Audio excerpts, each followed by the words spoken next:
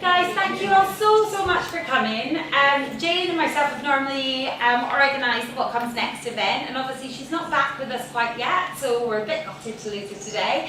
But we are utterly delighted to welcome back 4 of our alumni and to talk to you a little bit today about their experiences as undergraduate students, for you to gain from them rather than for us telling you about what they're doing, so you can hear from them directly.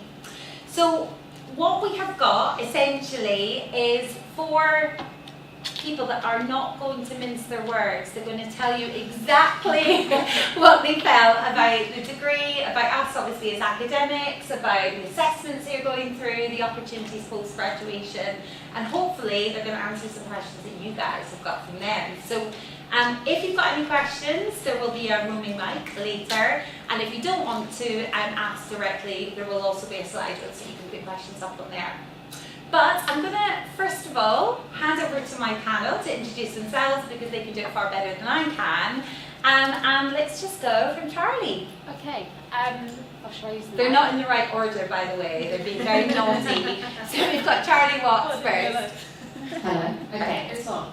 Hi guys, I'm Charlie. I graduated, I think, in 2023, if I'm remembering correctly. And I am a personal trainer and a health coach. Currently, I've done multiple jobs along the way. Had to ask Claire for a reference at some point, which has been great. And I am in the process of building my own practice. It's something that I tried to do when I left uni, and yeah, sort of had a hard awakening at some points. But I definitely say that not knowing what you want to do after uni is just as good as knowing what you want to do, because it shows you that there's lots of things out there. Brilliant, Charlie, thank you so much. What she didn't tell you was that she pretty much ate, slept and breathed Sweaty Betty while she was a student. So working alongside at the same time as being a student with us. Thank you. Helena. Hi, I'm Helena. I'm currently health advisor for Bupa, which is just around the corner. There's many clinics in London that are working a lot down here. It's the first full-time job I've had since I graduated, so I've been doing it for almost 2 years. I graduated in 2023 as well. We were a little bit in the same class, I think, at the end. Before that, I was not doing anything science-related. I was working in hospitality, restaurants, so kind of food-related, but not any science background. So I was a mature student and I just kind of started from scratch, which is possible. I didn't also know exactly what I wanted to do. I would say you find out once you graduate, you start looking at jobs, what's out there, you know, and you start to maybe apply for different things, try different things, so you don't need to know now what you want to do. Thank you, Helena. Okay, Rachel. Hi, I'm Rachel. I'm currently, I graduated in 2019 and I'm currently a clinical lead at Randox Health, which is a diagnostic private health company. So I've also had quite a few jobs along the way. So whilst I was a student, I was working part-time at Holland & Barrett, so I learned so much about supplements, and then just after I graduated actually COVID hit, so that was a bit of a setback, so I was thinking it might be a bit of a struggle to find work. But I transitioned into a nutrition company, so they focused on performance nutrition for young athletes, so I was working in product development as well as a nutritionist. And then I worked for another supplement company, and they focused on supplements with CBD and medicinal mushrooms. And then now I'm currently clinic lead, so it's just a lot of managing the clinic, finding healthcare solutions for different people. Thank you, Rachel. And you might recognise Helena because we didn't really lose her. She graduated, but she stuck with us. So do you want to give us some background, Doctor? Yes. So, hi, yes, I'm Helena too. Yeah, I never left. I graduated in 2018, if I remember correctly. Then, undergrad was interesting. I started as a mature student as well, with a family, 2 children, so it was another challenge. But I just learned, if you want something really hard, you can do it. So there are no challenges you can't overcome.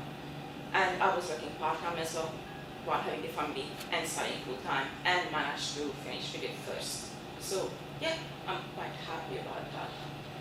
It was challenging time to time. There was stuff I really didn't like. I overcame them. We'll talk about it later on, I'm pretty sure. But yeah, currently I'm here. I'm a research associate. Her title. Otherwise, I'm coordinating the research center where I'm working at right now. So I'm pulling kind of a bit more towards the services side rather than just the research itself, which is really interesting. So I'm not focusing that much on nutrition right now as like food or drink, but more the supplement side. That's what we are working on. Supplements as nutraceuticals. So these are supplements that are derived from natural products like fruits, vegetables, let it be. And the whole point of all my work and the research center is really that we test these products and see their effectiveness and if they are really working and if they are really doing what they're supposed to do. So that's in a nutshell, I think. Brilliant, thank you all. It's always nice to get a bit of an idea about just how diverse backgrounds have been, both from university to moving forward. So thinking about what I'd want to know if I was an undergraduate student right at the moment, what was your favourite thing about time at Westminster? What would you reflect on, obviously since 2018-19, thinking back? Just thinking back to my time as being a student, I think it's having the freedom to sort of manage your own time, and then also the opportunity to learn, and you can join loads of societies, you can get involved in events, research as well, and having a lot of time to just focus and lock in on that. Anyone got anything? Yeah, I think we also agree. We miss kind of the freedom. Yeah. You can manage your own time. You have what you do for the next few years. You can really focus on taking all the opportunities. You have the library, you have the mentoring, you have the societies, the gym, all these kind of things. Just kind of make the most of it, because when it's gone, you kind of miss it a little bit. Yeah, I definitely think lean on the tutors. Claire knows and Jane knows. I was probably emailing them honestly 3 times a week, having a breakdown about things. And I really valued that, and I've definitely missed it since leaving. So I'd say if you need help, reach out, because they're absolutely amazing. I can only agree. I really enjoyed having this structure here. So you knew what is happening on a daily basis. There was nothing that you really actually had to figure out. Also having the student finance, I had that. It just helped. So yes, I did work part-time, but still you had that assurance that you will be fine and you can focus on your studies and you know what you're gonna do. And yes, please talk to your tutors. They are there to help you and they're fantastic. Obviously Rumi's still here, so I better say Rumi and me were the best. Definitely. So when you're thinking back, it's great to hear you talk about mentoring and things like that. There's so many different opportunities while you're here as a student. Most of the time, we know that there's groups of students who don't utilise them. So how would you help any student in this room who hasn't utilised mentoring, for example, the employability team? How would you encourage them to, or why would you encourage them to use them? I need time to think about that. Anyone will answer now? I think it's just you hopefully only study for once in your life, so you should really make the most of it. And when they offer you lots of things, you might regret it if you don't do it. You might not see exactly how it will help you until you do it, because you don't really know what it is, right? So you might say, oh, I don't really know what is it, I don't really understand, but you have to do it to see if you get something from it. At least you know it's not going to do any harm, right? So even if you only learn a few things, it's definitely not doing you harm. It looks good on your CV that you can show that you did, the employability award, you were in societies, you did the mentoring, you show that you're driven, ambitious, interested. And yeah, if you connect really well with the tutors, they can give you a reference, which I was on there for as well. So if your tutors don't know you and you need like a reference to get a job and you haven't yet had another job, sometimes they will ask for a reference from one of your tutors or someone within, you know, your education. And you know, Claire thankfully knew a lot about me, supported me through my dissertation, and had I not lent on her so much, then she wouldn't have been able to give such a like reflection on how I was essentially. Brilliant, thank you. So, Ross, can I ask you to give a slightly different perspective from that? So, what about the sort of employment opportunities versus actual opportunities at university? I should just realised Reese is at back as well. Amazing. Course leader at the moment, she's fabulous. Yeah, in terms of sort of, you know, the modules, for example, and the authentic things that you learned, how have they helped you within your employment as you move forward? I would say when I was a student, I think there was a work experience module, I believe, so that really helped me. So I undertook a phlebotomy course once I graduated. I remember in the module they said like phlebotomy is in high demand. So I currently do a bit of phlebotomy now at the moment. So it's definitely helped me in my role today. But I think it's very important to, if you can't find like your dream job instantly, to try and get your foot in the door. So, you know, if you want to work for like a healthcare company, how can you get in? And like phlebotomy is a course that is in high demand. So it's just worth like upskilling, researching, you know, attending events, and any way you can sort of like get into the industry, I would recommend doing so. When it comes to these opportunities, maybe not even tutoring or mentoring I can think about actually, but just keep your eyes and ears open for any kind of opportunity that comes around your way. For me it was volunteering. So I was in my second year of studies when one of my lecturers, actually Professor Flores, had a lecture and he was talking about his research, and it was on appetite regulation and obesity, and that's the area I was always interested in. And I just asked like, oh, do you have any opportunity for me to join, just to have an experience, a volunteer experience? And that just set me on my path. So I joined the project, I ended up publishing paper from that. I also completed a phlebotomy course, a cannulation course. It just gave me so much. It just gave me the insight into research. What is it like to do a human research? And that is actually what helped me decide that I wanted to go to study masters in clinical research, and I went into Imperial. And they took me, I had a great experience, so it just really helped me. It just set me on the path. Brilliant. Thanks, Helena. I taught her there as well, which was really interesting. Came in and did a visiting lecture. I'm always failing to drop Claire's name. Sorry for that, and also Rumi. Much appreciated. So thinking about post-university, like I'm like looking at Rabia, various students in the room who are doing some placement opportunities with Xanthi and Race at the moment. And it's great to hear that you've had experiences in nutraceuticals as well on the panel. And I'm just thinking about finding the first job. It's probably the scariest thing I ever did when I was a student. So can you give us a bit of insight into what it was like for you? I signed my cover letter, lots of love, Claire. I'm still a little bit mortified that that is on record at Queen's University of Belfast. It's like, oh, handwritten days, it was my age. What was your experience of finding a job? So I actually graduated with a job, which I was really excited about, and I found getting the job easy, let's say, because the interview was just like style questions and stuff like that. But I think my volunteering experience that I've been doing in my last few years at uni really made such a difference, because it set me apart from people that had just done uni, like people say. And it was hard trying to balance my time with that volunteering while I was at uni, but I think that's what made it so much easier for me. I live in Brighton as well, and there's like 0 nutrition jobs. So this was like the only nutrition job that had come up for like the last 6 months. So yeah, I was quite confident there weren't many other nutritionists in Brighton as well, which I think helped me get it. So how was the hiring process for you, Charlie? It was literally just, I sent in a CV and a cover letter, and then I just had a interview with the manager and one of the other nutritionists in the team.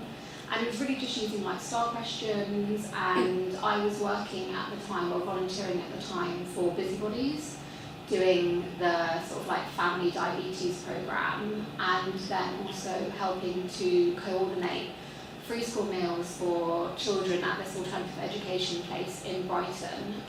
So I just learnt on that quite a lot, and they asked me about my passion for it, why I wanted to do it, what I think I'd bring to the team, just all of that classic stuff. And because it was a graduate role, advertised as a graduate role as well, they didn't ask for too much about, you know, previous work experience in the nutrition field, which I thought really helped.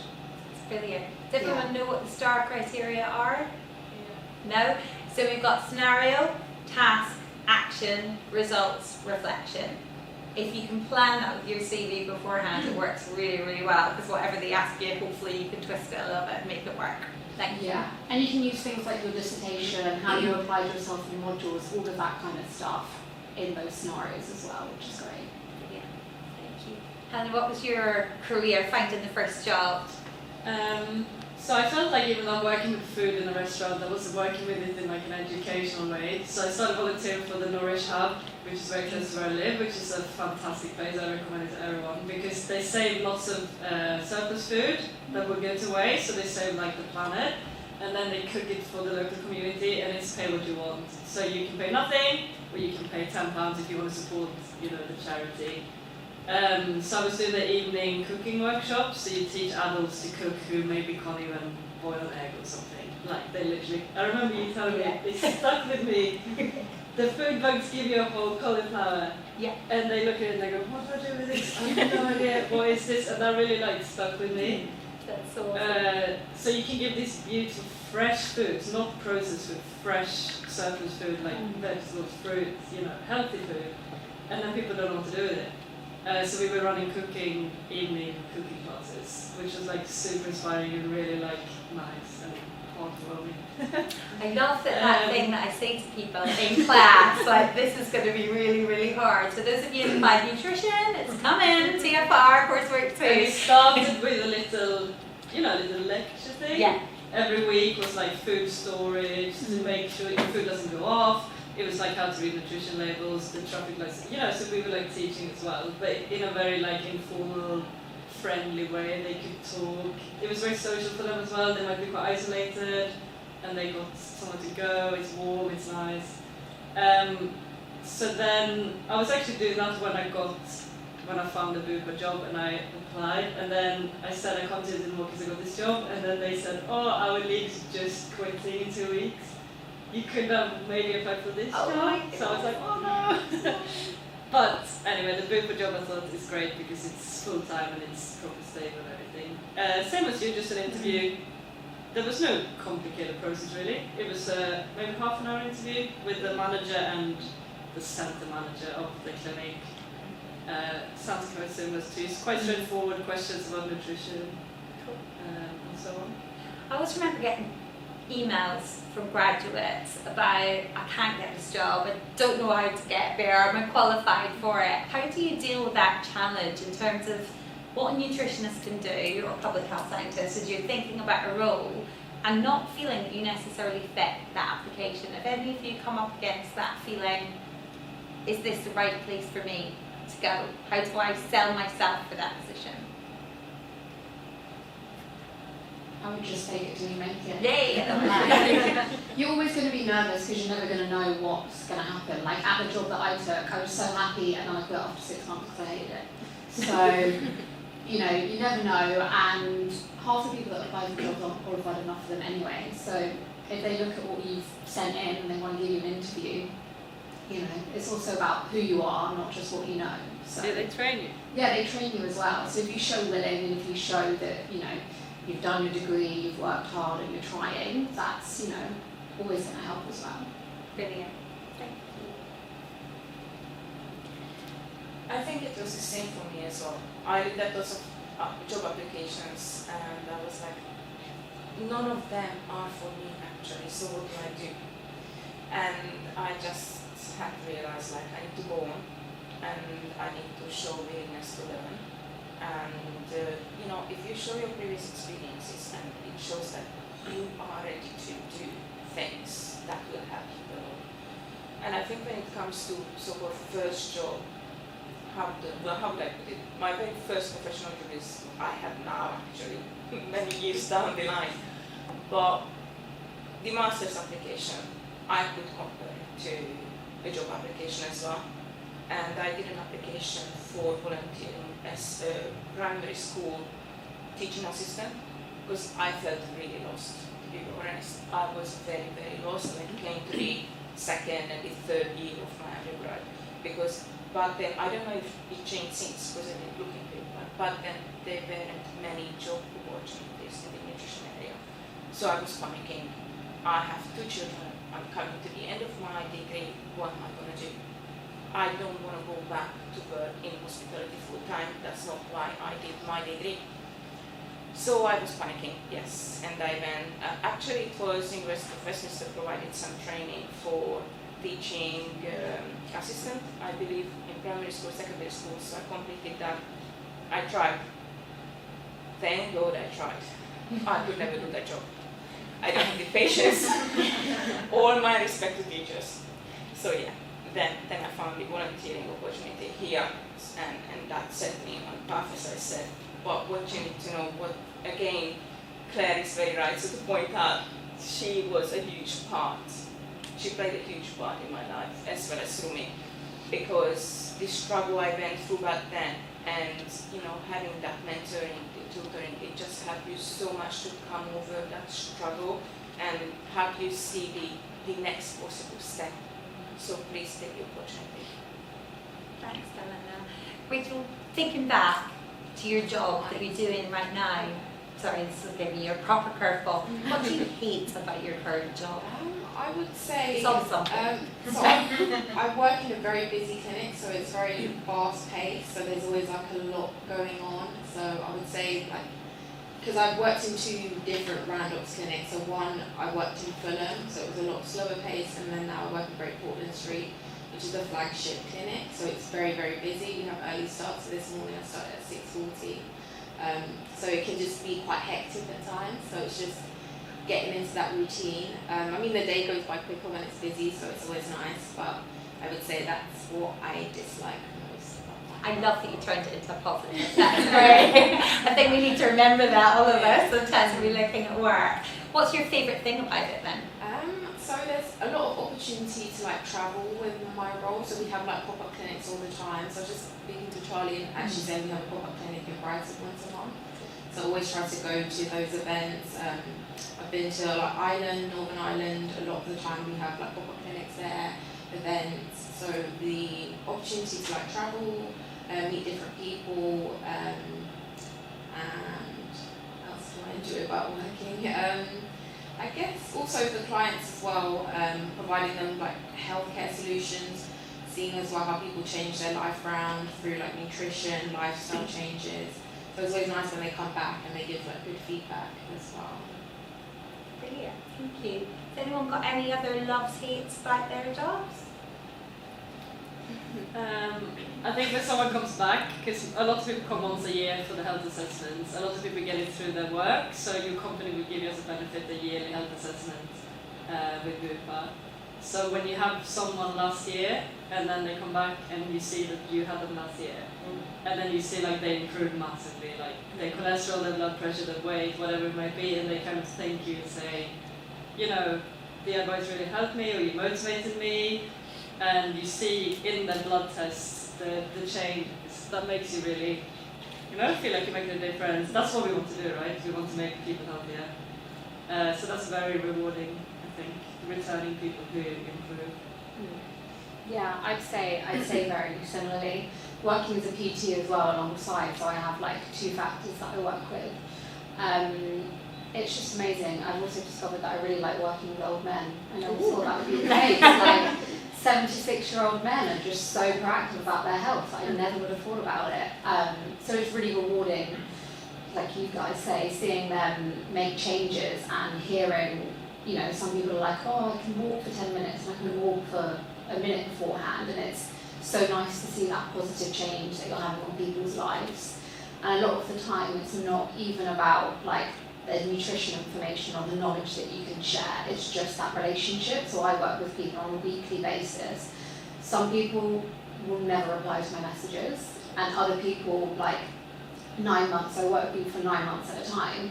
9 months flies by and I'm like, oh my god, it's over and I'm not going to speak to you again. And I'm actually genuinely sad that I'm not going to. But yeah, it's really rewarding, but it can be hard with the balance between giving and caring for other people and then remembering to care about yourself. I've definitely been guilty of like working all hours, not going for my daily walks, not making my lunches, you know, doing all of the things I'm telling my clients essentially to prioritise. Well, to not do and prioritise the opposites. And then I was like, whoa, I need to actually take care of myself, to take care of others and give. So you definitely have to find that balance and what works for you. Brilliant. Thank you. It's been really interesting, sorry to interrupt. There's a very clinical sort of one-on-one sort of nuance to all of the examples that you're giving us. Obviously within your degrees, we do a lot of population public health, and obviously your masters as well. How much have you learned from bringing those two things together? So we can work one-on-one with an individual and meet these challenges, but we want to have population effect in the types of things that we're doing. How do you feel that your degree helped you to achieve that goal, that ultimate, like making everyone well, keeping them well if they're not, getting them better? In my work, we are actually focusing on population. Yeah. Because we are doing human study research, so that is definitely not about the individual, rather than having it translational to the whole population. You test it, because obviously you do your tests in England, you're not going to say that will be the same in another country or in other ecological environment, right? So yes, when we do research. Getting that application. And do you think that message goes forward as well? Because you're working, almost collecting or asking people to do things within your research at one-to-one level. What do you think the public benefit is from the work that you're all doing? Because it's challenging, right? That we can get some people to engage on a week-to-week basis and other people just don't. Do you think it's got that? How do we get it to have that population effect? So I would say in my role, so it's private healthcare, but I think at the moment there's a lot of strain on the NHS, so a lot of people are transitioning into private healthcare. And we also recently did a project with NHS Kent, looking at BMI, blood pressure and cholesterol levels for the population in Kent. So, you know, providing that advice and letting people go ahead with lifestyle changes and seeing how like it improves people's health. I think it does impact the population, and I think as well, like I said, more people are transitioning to private healthcare. So I have clients come in saying that they can't get certain testing done on the NHS. So I think it is the future, and I think there's a lot of partnership work as well that we do with NHS. So it does affect the population. I feel like even if I see people one-on-one, Bupa sees hundreds of thousands of people a year, that is public health. Like we all do our little thing. And in total, that's hundreds of thousands of people who improve, hopefully, their lifestyle, get testing. So we do a lot of preventative work. So the health assessments are preventative. If they have any particular medical problems, they can discuss it with the doctor, but it's mainly preventative. And that's what's so important, I think. So you don't wait until it's too late. You start checking your blood pressure and everything else regularly. Even we get like 24-year-olds who come because they get it through work, and it's not too early. You get a baseline, you can kind of maintain it. So I think the preventative aspect is really important. But I did also do like the evening cooking workshops. I did Enable, I did evening classes as well for groups in Montfort, so diabetics, all men as well. Guys Get Active, the male groups for weight loss.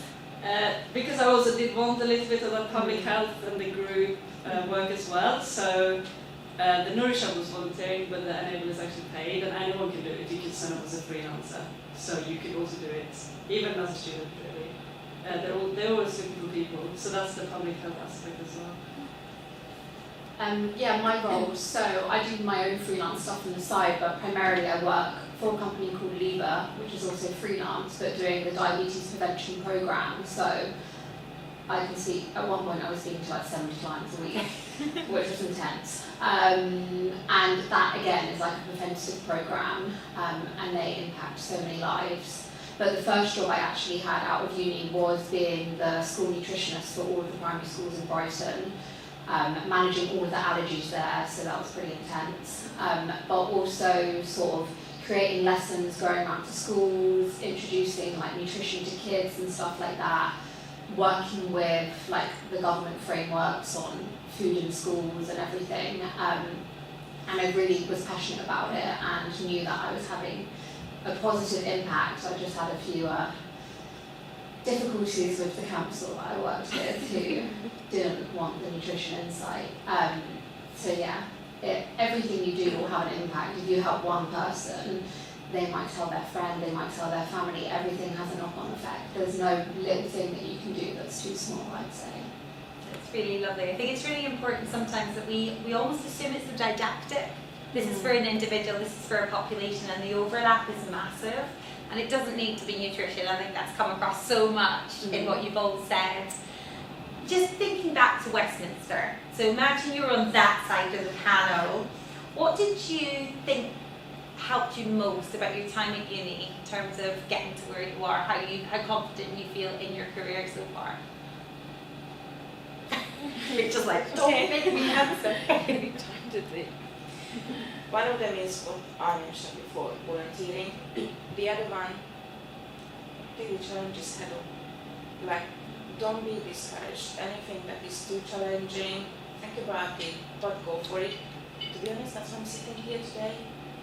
Public speaking is my enemy. I'm still here. So yeah, just try it. Give it a go.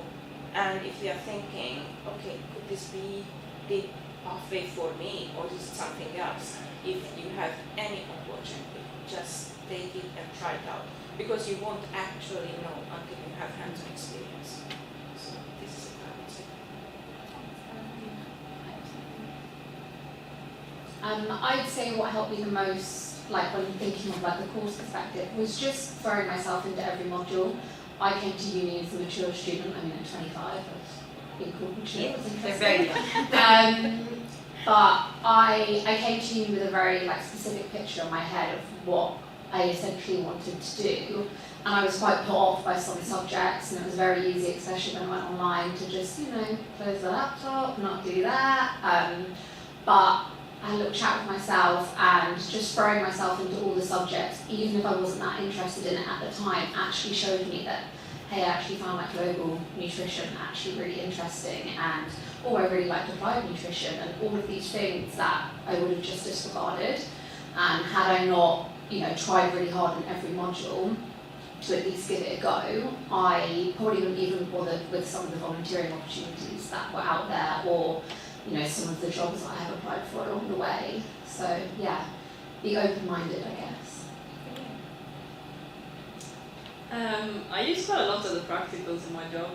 So we do VO2 max testing, anthropometry, measuring blood pressure, everything that we did in the lab. The biochemistry as well, and the practicals. We have a lab in the clinic, and we take turns in running it every evening. So, to already have done lab work here is really helped in the training at work, to run the lab at work, and to process all the blood tests and the centrifuge and all the testing the machines. The practicals, working with people and measuring them and testing and stuff, that's what we do basically at work. And I think the fact that we have such a, quite a deep kind of biochemistry grounding, that we understand what we're doing, why we're doing it, what tests we're doing and why. Because we did study biochemistry, not just nutrition. So I think even if biochemistry is horrible when you do it, because I remember thinking, oh my god, I cannot do this. Once you get it, you kind of get it, and it's very useful. The worst thing was probably all the Excel statistics modules. I think we all But once you tick the box, people, well, now I use Excel every day at work. Yeah. So I'm quite happy that I did learn Excel. Yeah. We feel really mean when we set you tasks, knowing you're going to use them in your career when you go forward. But yeah, it's so funny. Like we've just had the data management, primary prevention in class, like about 5 minutes before here. And yesterday evening, talking about Excel and SPSS and how to read it. So it's like you're in our group. You love stats, really, don't you, Rachel? I would just say be open-minded. Like all the modules are different, and there's something to learn from each and every module, and that you could use like essentially in the future. So just be open-minded, enjoy it whilst it lasts. Like uni's not forever, so just take what you can from it, and hopefully you can apply it in your work and your career. Brilliant. I absolutely love it. I'm just reading the next question of your list, guys. You're amazing. You know what they're going to say to us. Helena, did you want to add something there? No, you're good. Okay, so you kind of answered this, the relevance of tasks that we teach you that feel really challenging. You're starting to reflect on those already, which I think I'm hopeful you all heard, because I'm going to re-emphasise it again and again to go forward. What tips do you have for the people on that side of the table in terms of finding the right direction? Because things like, for example, biochemistry, Helena, that you hated, and yet you're in the lab doing these things all the time. How is it about finding that next step, which way to go? Is it about addressing I didn't really enjoy that, but I learned how to do it and I want to show them and develop that skill? Or what would you say next step? Yeah, I think it's the same what I just said before. You need to give it a go. You need to give it a go and don't limit yourself, because you never know.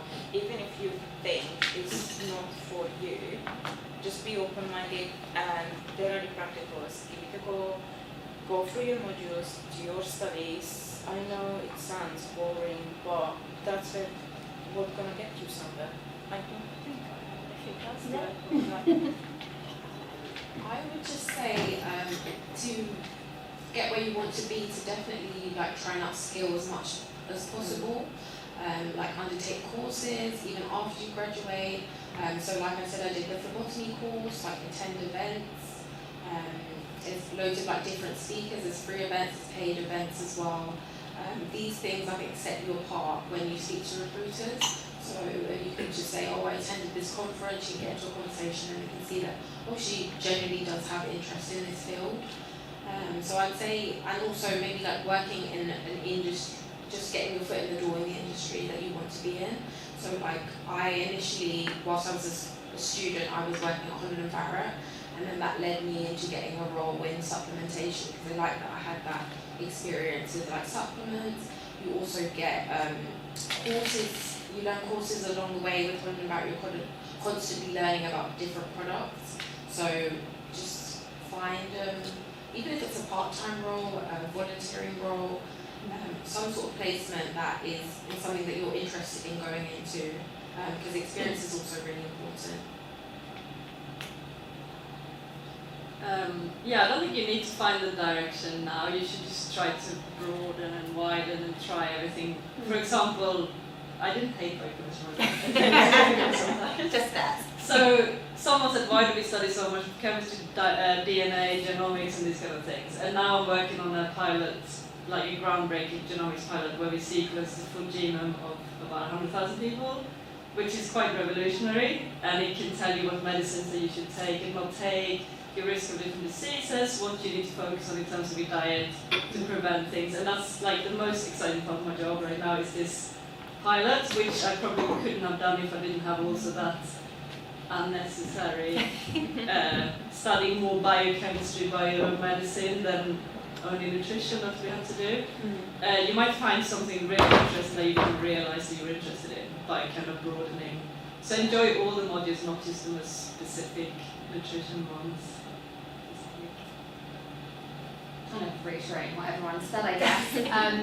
Yeah, just give everything a go. There's no wrong direction afterwards. Like, you're not going to know what you want to do, like these guys have said, until you try stuff. I've tried plenty of things along the way, and I'm still trying to figure out exactly what my future career is going to look like. But yeah, like networking, reaching out to people, like loads of nutritionists are freelance, so people are sat at home on their own, and they want people to reach out and say hello to them, ask questions, join like Facebook groups, networking groups, do CPD, stuff like that, to just like broaden your own horizons essentially, and don't be afraid to not know as well. I think I left uni feeling like I had to like have everything sorted out, and yeah, you don't, essentially. I haven't worked everything out yet, so, and I'm hopefully towards the end of my career now. So, is there any regrets that any of you have for something you didn't do while you were at university that you wish now that you had? Networking and socialising, but COVID kind of Yeah, ruined that a little bit. Yeah, I started, and then I think it started in September, and then February COVID came out. Yeah, things changed, and I live in Brighton, so I was commuting from Brighton to London. I was meant to move to London, but because of COVID, everything just changed, and I just thought, well, I can do uni online and whatever. And having graduated, I feel like other nutritionists that I've met have said that they've made so many good connections while at uni with other nutritionists and people in the field, and I definitely felt like I missed out on that because of COVID and from my own doing in that sense. So one thing that I want to work on now is proactively coming to London, coming to events and stuff like that, because here you have so much stuff going on all of the time on your doorstep, and yeah, just to really make the most of it.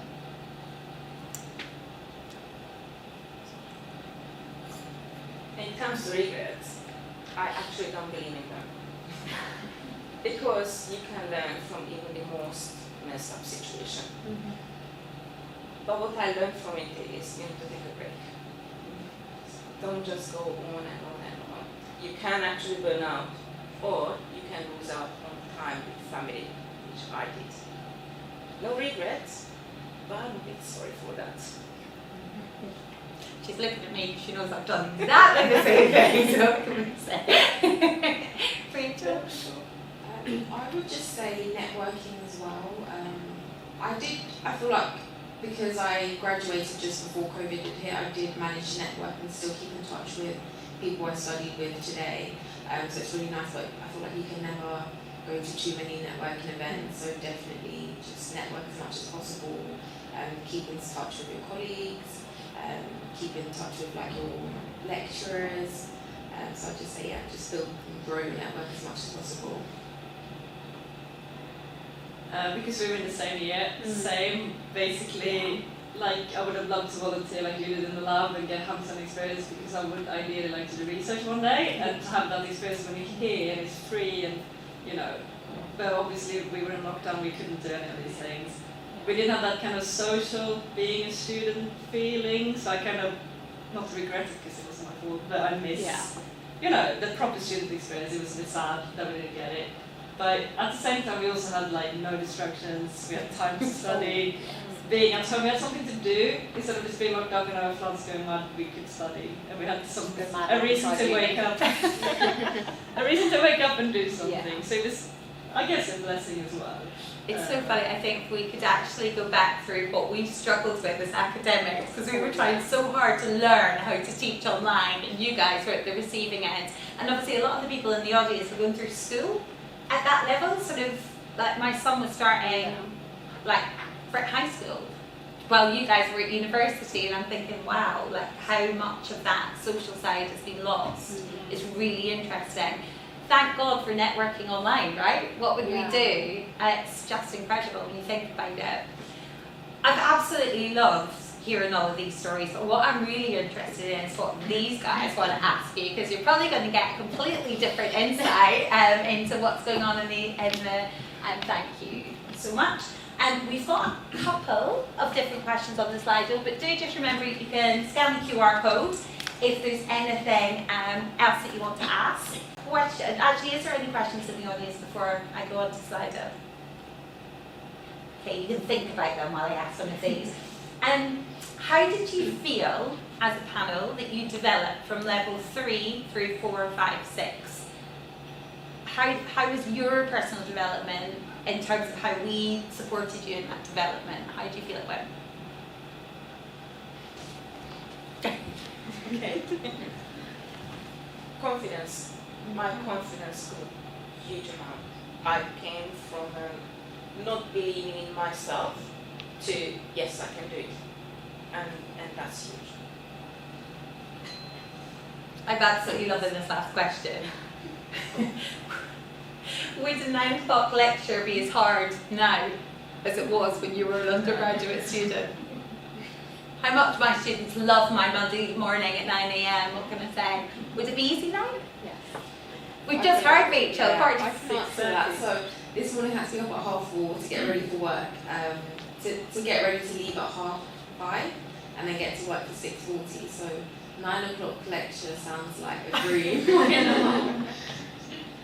I do find it really funny that Yeah, people find I it think because you have a lecture for 2 hours and then you can do something else. Whereas at work it's like 9 hours straight all day, every day. So you're quite lucky, so enjoy. You can also watch a lecture having a coffee, you know.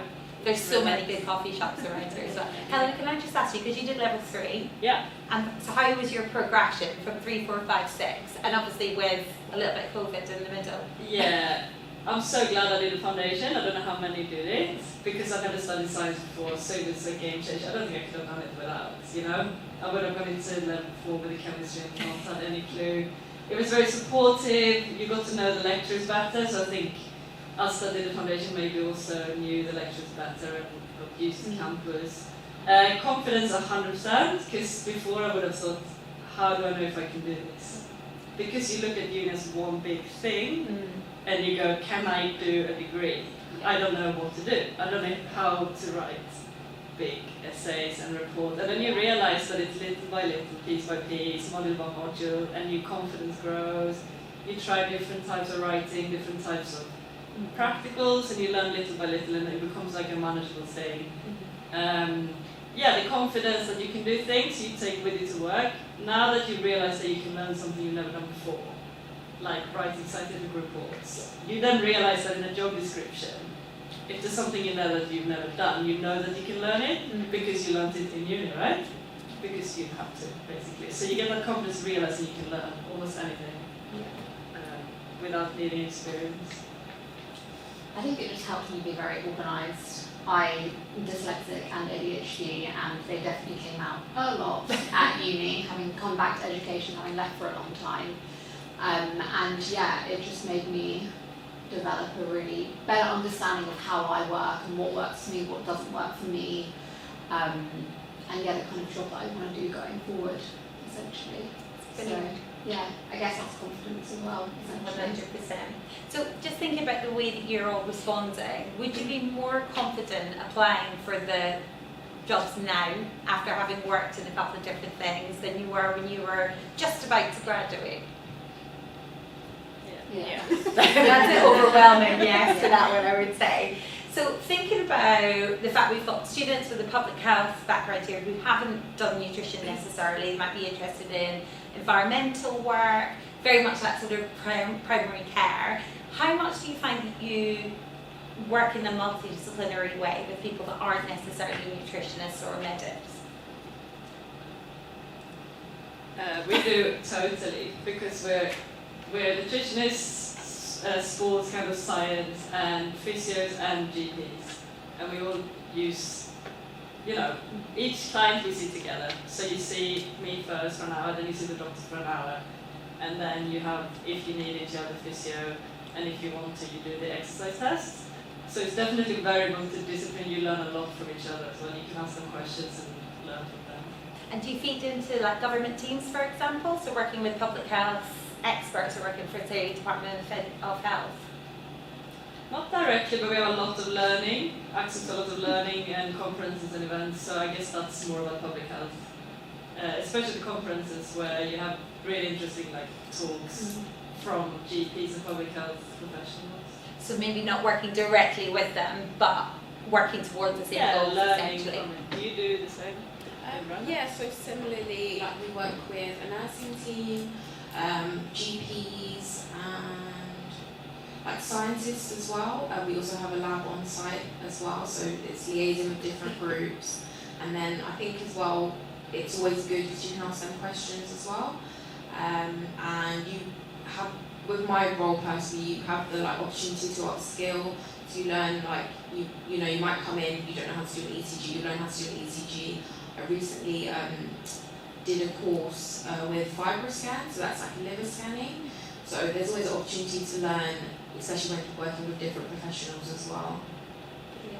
So, how would any of you, sorry, because you're all going to be able to, I'm hopeful anyway, going to answer this one.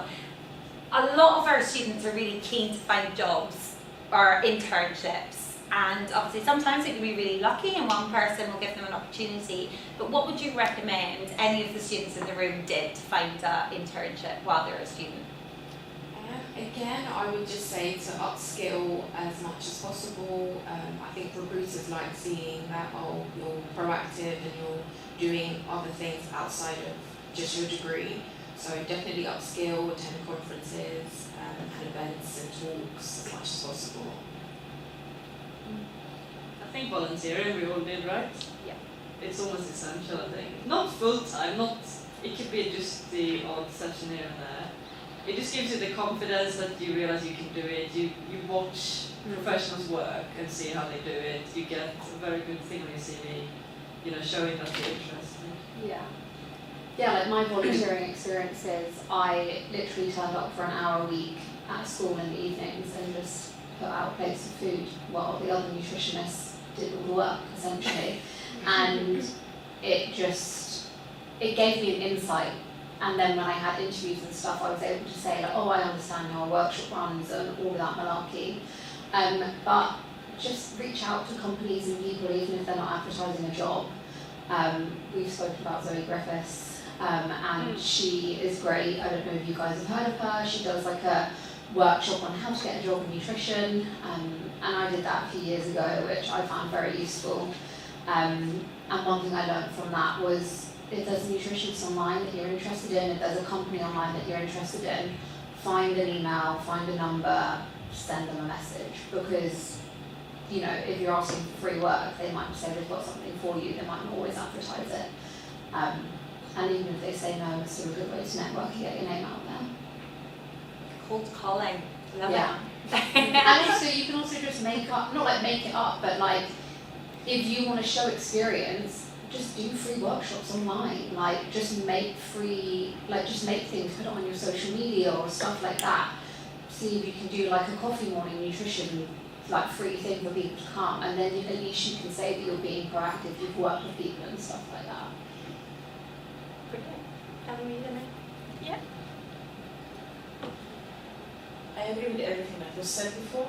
What I would like to add to it, even if you apply for internship, obviously that should, normally it's a paid role and such, and that's great. But if you can afford it, even if you don't get that role, paid role, go back to the same person, go back to the same company and ask if they could offer you volunteer experience, because they might have that opportunity. Maybe they just didn't have enough budget to employ more people on an internship. So if you can afford to work a few hours a week, you know, without being paid as well, that will benefit you in the future. Thank you. There is a really, really interesting one here. No idea who it's from, Anonymous Monkey or whatever you want to be for the one. And if you all had to describe yourself as a piece of fruit before you started your course, what would it be? And what did it become as you got And there's got to be some level of creativity on the panel here, clearly. I'm a mushy banana now. I started off as a green one, matured and ripened over starch to sugar. Is that how it goes? I was thinking of a prune and a plum, but A prune and a, so you started as a prune, now you're a ripe, fresh plum. Helen, I love it. kind of. Interesting one. I would probably say maybe a pineapple. Quickly. Yeah, so I would say I probably started off like maybe soft and sweet and like not knowing what I wanted to do and what I wanted to be, and then like as I've grown in my career, I'd say that I've had to like toughen up the skin. That's very good. Yeah. Don't know how we build on this.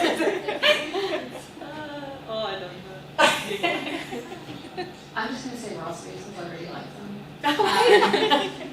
I don't know. I'm not very good with questions like this, I must admit.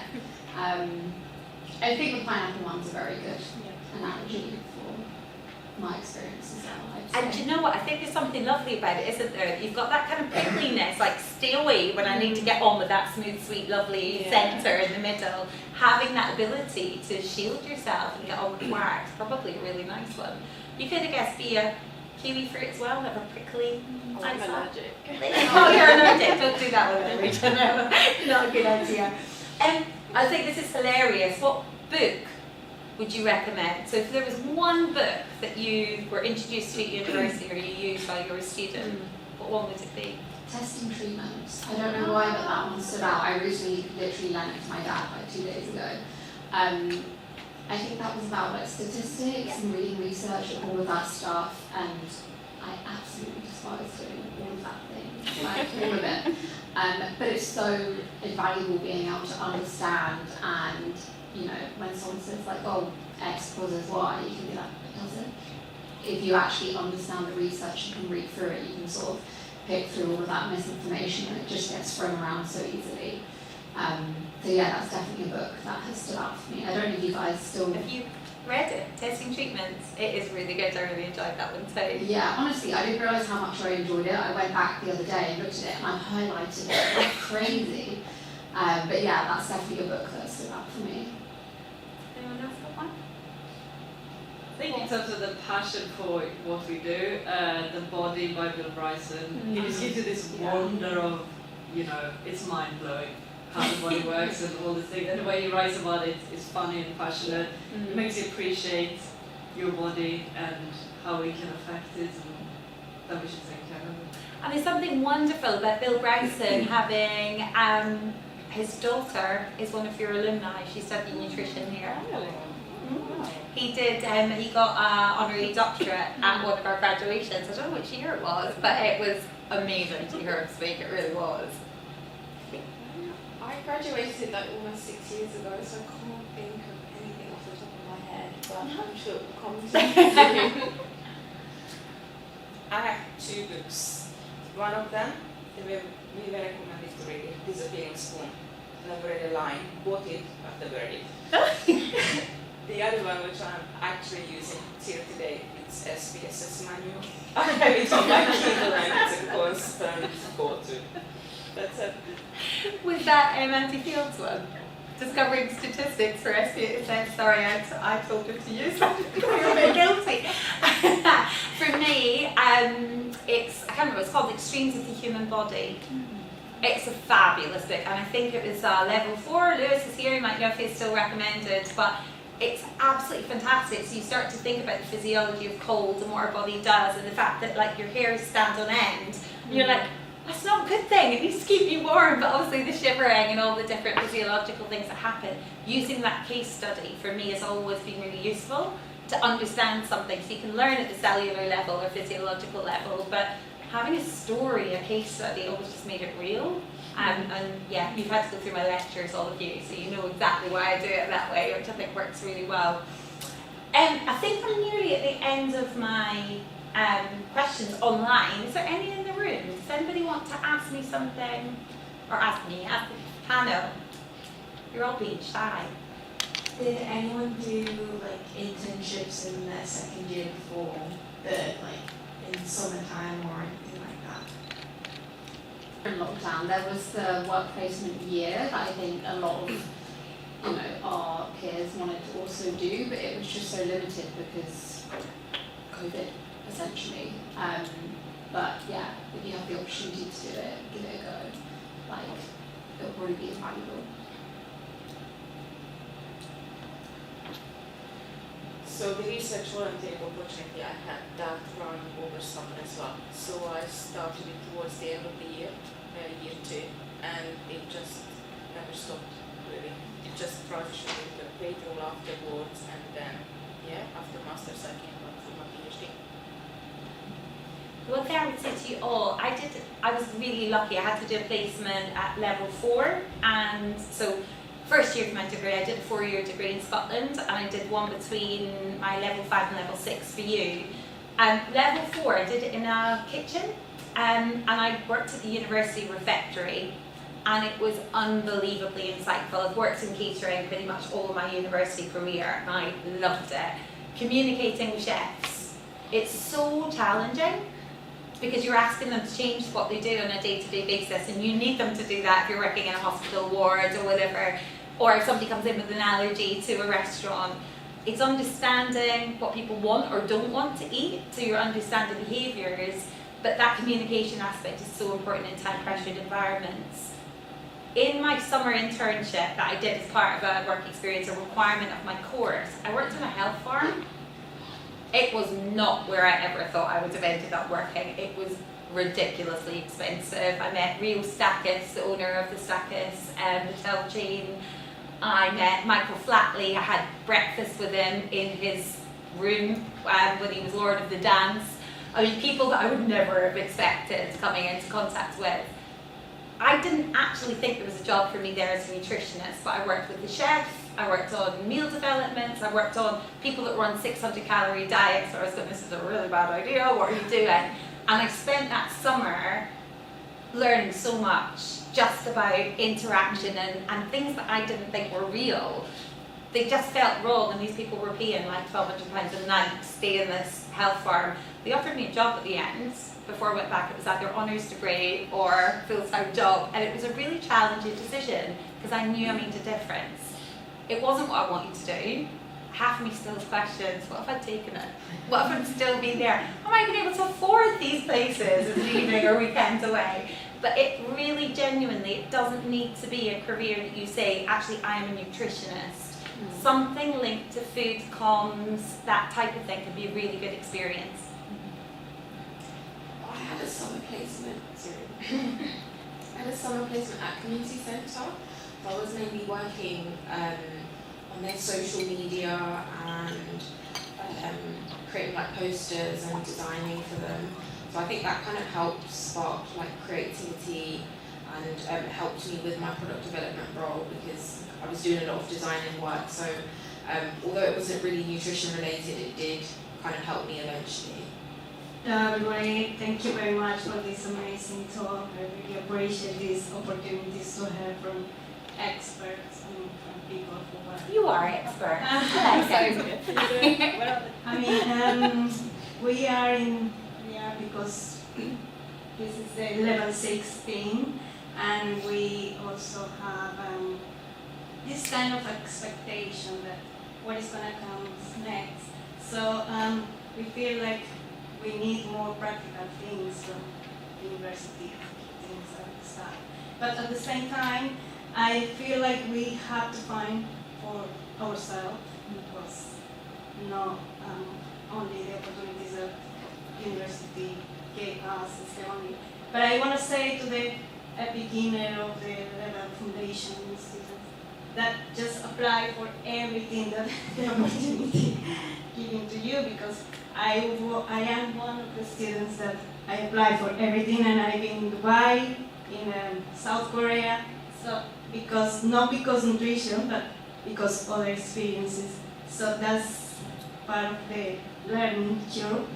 So, but yes, I feel we need more practical. And my question is, we're scared because we don't know what is behind this.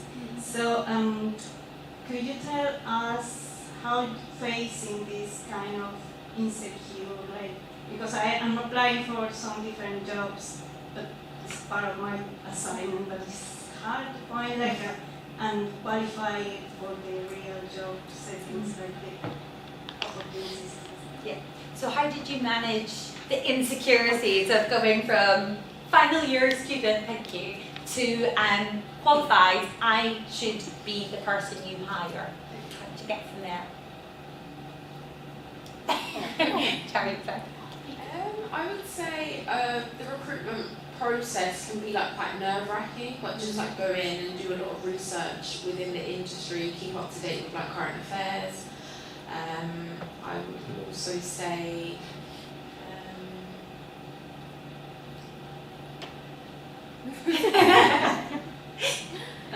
For my interview, I used Glassdoor, which kind of calmed my nerves a lot because I knew the questions they were going to ask, which is very helpful. Because I could prepare myself, write little cheat notes like cholesterol should be less than 3, whatever. Like when you're already prepared, when you see what questions they ask, Glassdoor is a brilliant page to prepare yourself. And then, like we said before, with the Zoe Griffiths jobs board, because if you search for nutrition or nutritionist, you're not really getting relevant jobs. Because most jobs do not use the term nutritionist, so we also know how confusing it is. Yeah. They're called lots of, like I'm called a health advisor, for example.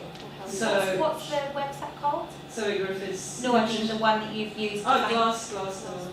Glassdoor. I just heard somebody say what's it? Glassdoor. So they show you like salaries, reviews of companies, and what questions people were asked in the interviews, and if they thought it was suitable or not, if they're happy with like their management, all these kind of things. But yeah, on the Zoe Griffiths you get basically all the jobs in Britain and Ireland, because she does all the hard work for you, digging, finding the different titles. People they use. actually now email them to her so that they go on her site. Because and the just- titles can be very, very different. Yeah. So if you just think of nutritionist, you might not find it. I wouldn't have found my job. It's So, been like that like since you I said, was there's an so many undergraduate. fields where you can work, and it might not be called nutritionist, so you need to kind of think of other titles. I mean, it's definitely hard, I'm not going to lie. Like, when I was working, when I was studying, I was working at Steti Veti. I got promoted to be store manager just before I graduated in February. I got made redundant in March. Don't know why they promoted me. So my plan was to do that full time and then build my nutrition practice along the side. So I had that security. So then I very quickly, that all went out the window. Then I got the other nutritionist, I got the nutritionist job for the schools. Was like, finally sorted, this is all going to be brilliant. Hated it. Then quit after 6 months, and yeah, I cried a lot and I was like, what the hell is going on? Felt very hopeless, definitely. I think I also emailed Claire again, even after uni, like, help me. I've applied for loads of things. I applied to work at Zoe, I applied to work at Busybodies, who I was volunteering with. And you just got to keep going. And I worked 2 jobs when I was at uni. I'm also currently working 3 jobs at the moment, but I know a few part-time things work for me. So even if you can get like a part-time retail job while you look for something else, you've got to cover your back, you've got to cover your bills and rent, and just slow down and take your time, because I'm just starting building my private practice now, and I definitely tried doing it straight out of uni because I felt like I have to do this is what I want to do, and I just needed a break. Uni's hard, and quite frankly, my first plan out of uni was to be the manager at Steti Veti because it was so easy and I got paid for it and I didn't have to think about anything. That's a pretty cool gym here. Yeah, and I got loads of free clothes. So, yeah, it's hard, but like I said, reach out to people, lean on your peers and stuff, because you're all going to be going through it as well. And just take your time and try not to worry too much, essentially. It will all work out in the end. Yes, that's the cliche. And the first job might not be the one. Yeah. That's very important. Yeah. And the first job that you want, that you get obsessed with getting, and you don't get it, and you feel like it's the end of the world, then you might find a much better job after. So don't get hung up on I want to work for this company, because that might not be the best for you. So you might not get that job, but the interviews will still give you lots of good experience, right? Yeah. So it's good to practice interviews even if you don't get the job. And then you might find a better job later. Yeah.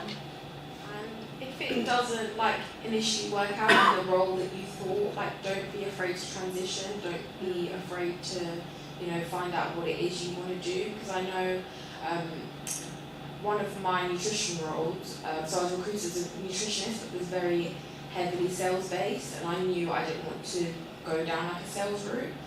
So I quickly transitioned. So don't feel like you're stuck, because you're never stuck.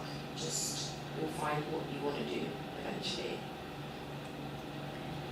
Transitioning, I can't tell you much about that. Since 2014, I'm still here. But what I can tell you about confidence, preparing for interviews and such, read up on the company, use Glassdoor, prepare as much as you can. And I like what Charlie said before, fake it to make it, pretend to be confident. the way I walked out from my Imperial interview was, I turned back and I said, I hope to hear from you soon. I heard from them within 2 hours. So just fake it, they make it. Brilliant, brilliant.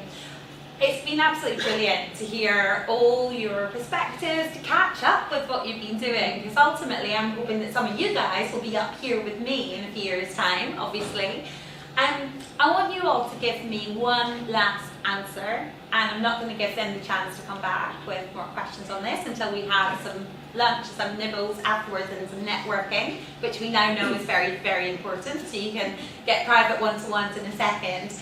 But what I want to know is, like, where do you see yourself in 5 years' time? What would be your dream role that you're going to aspire to as next step? Come on, there's got to be one. I'm on a beach in Hawaii somewhere, that's all I'm going to say. Yeah. Helena, do you know? I would like to do some kind of research. I'm not sure exactly what. I don't really have a 5-year plan. Hopefully, maybe the genomics project I'm working on now, getting more involved and more responsible for it, as in taking more charge of it. That would be ideal. But yeah, hopefully some kind of research assistant, because I think it's very interesting. I'm a little bit jealous of you. So the precision nutrition questions all to Helena afterwards.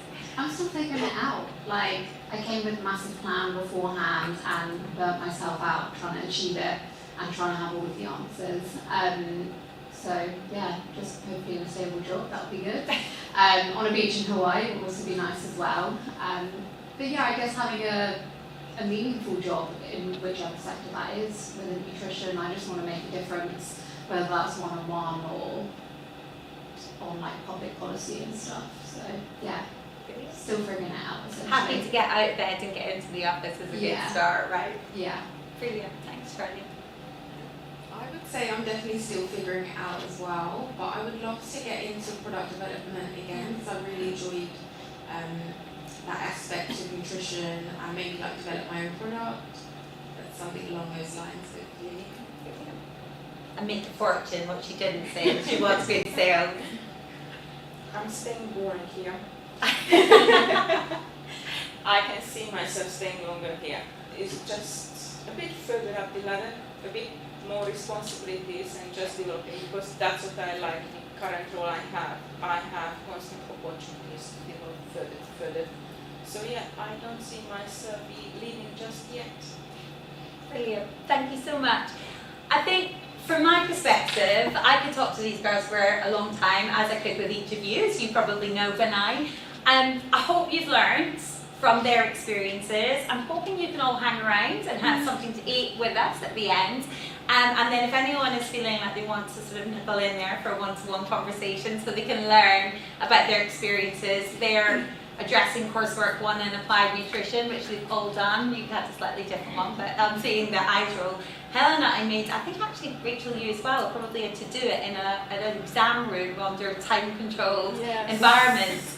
I'm much nicer at level 5 than I was back in this day. And what I would love is for you all to fill in a little feedback form, which are they on the, they're on in front of you, if you don't mind. It's really useful for us to know if there's been a particular perspective that you really enjoyed. Any feedback at all would be really gratefully received. But I'd like to all just say massive thank you to our panel. It's been great to hear your experiences, and I love just hearing how well you've all done. So well done to you all, and thank you.